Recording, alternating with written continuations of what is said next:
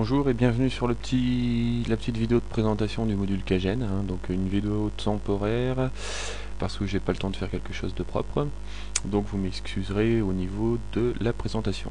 Donc la petite vidéo que je vais vous présenter, c'est simplement pour savoir un peu comment utiliser Kagem.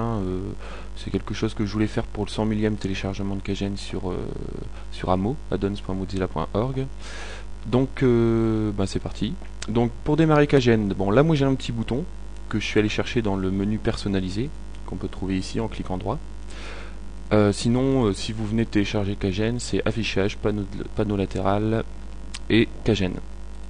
Paf, ça démarre. Donc comment fonctionne Kagem? C'est simple. On arrive sur une page, donc là je page d'EliteWork, donc notre page d'accueil. On clique sur scanner ce document. Et paf, on a la liste des mots-clés qui sont présentes dans le document. Donc une liste tronquée, c'est normal parce que dans les options, on a choisi qu'on prenait que certains mots. Bon, c'est plus intéressant parce que ça va plus vite à scanner. Et en plus, tous les mots sont pas importants. Je veux dire, les articles, etc., c'est pas forcément important. Donc là, ici, on voit Internet, site, EliteWork, création, Nord. C'est des mots cohérents. C'est même des mots pour lesquels on va sortir dans les moteurs de recherche. Donc ici, on a le nombre de répétitions. Donc les répétitions, ici on est en pourcentage, donc en 16,55% des mots du site qui sont Internet. On a le poids, donc le poids est une compilation donc de la répétition et de la position du mot dans le site. Donc là par exemple ici on a un titre, on a Internet dans le titre, donc ça fait que Internet a un meilleur poids. On va dire que par exemple si on prend Douai ici, d'ailleurs on le voit très bien ici, les poids sont à peu près similaires. Donc ici on voyait, on a du vert et ici du blanc. Qu'est-ce que ça veut dire? Ça veut dire que le mot est dans le dictionnaire. Donc en gros ça vous permet de savoir la proportion de mots qui sont trouvés dans le dictionnaire. Ça c'est important parce que les moteurs de recherche vont pouvoir savoir si votre site est correctement orthographié d'une part et si votre contenu n'est pas généré automatiquement d'autre part. Donc en sus on a aussi la position. Donc la position, qu'est-ce que c'est? C'est la proéminence d'un mot dans le document. Ça permet de savoir si le mot est plutôt vers le haut du document ou plutôt vers le bas du document. À savoir qu'il ne faut pas se fier à la présentation, il faut se fier donc plutôt à l'ordre d'apparition dans le document.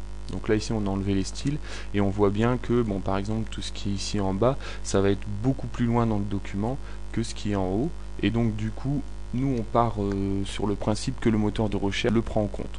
Est-ce que c'est vrai ou pas?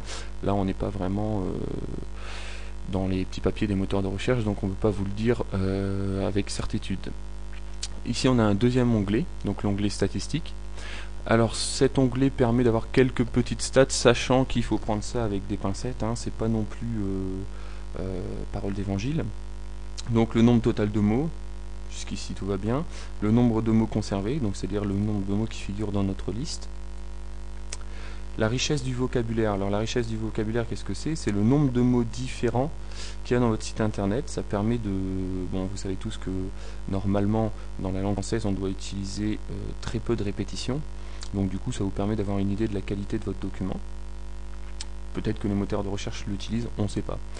Le nombre total de caractères, le nombre de caractères affichant du texte. Donc là c'est intéressant parce que ça vous permet de savoir si votre document HTML affiche beaucoup de texte par rapport au nombre de balises qui sont présentes dans le document. Donc là c'est un peu technique, mais en gros c'est le nombre de caractères effectifs, le nombre de caractères qui sert à la présentation du texte. Et ça vous pouvez influer sur ce critère là.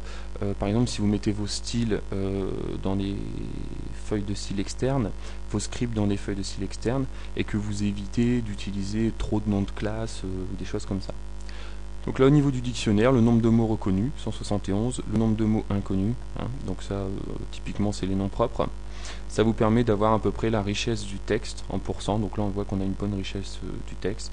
On a pas mal de mots qui sont présents dans le dictionnaire, donc on peut parier qu'il n'y a pas trop de fautes d'orthographe, même si c'est qu'une vérification sur la forme des mots, non sur le fond.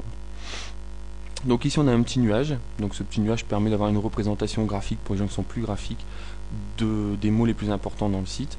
Bon après on peut aussi comment dire ici, hein, on peut l'exporter en HTML.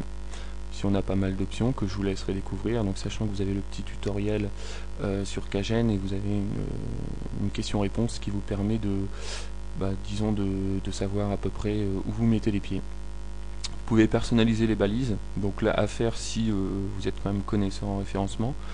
Vous pouvez modifier les attributs, hein, sachant que c'est mes paramètres par défaut, donc j'ai essayé de faire quelque chose de cohérent, même si tout le monde ne sera pas forcément d'accord. Et le poids dans l'URI, parce qu'il faut savoir que Kagene scanne aussi les mots-clés qui vont se situer ici, dans l'URL. Là, si je clique ici, on a par exemple ici les références, donc ça va être pris en compte également. Et ça, c'est la liste des mots, donc si vous avez le temps, si vous voulez vous amuser, hein, dans votre liste des mots. Voilà, par exemple, j'avais vu un nom. Voilà, ici on a un article, no, vous double-cliquez, et au prochain scan, on ne le retrouve plus. Il fait partie de la liste des mots ignorés. Si vous voulez supprimer de la liste des mots ignorés, vous double-cliquez dans la liste. Voilà, on a fait un petit tour de Kagene, j'espère qu'il vous sera utile. À bientôt.